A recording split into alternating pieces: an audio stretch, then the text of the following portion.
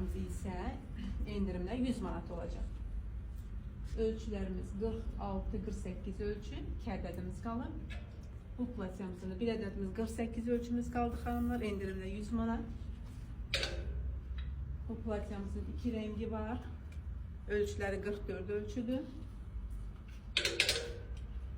Bu platsamızın qara rengi de var xanımlar, göstereceğim size.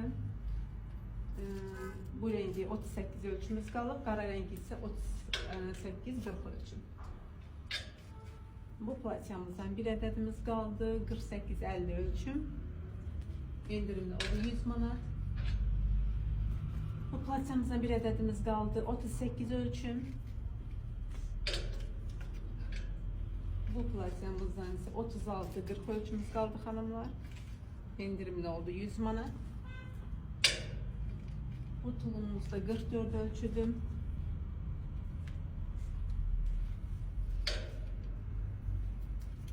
Bu platsamızdan ise ağ renginden kaldı 38-40 ölçüm. İndirimle 100 manat oldu.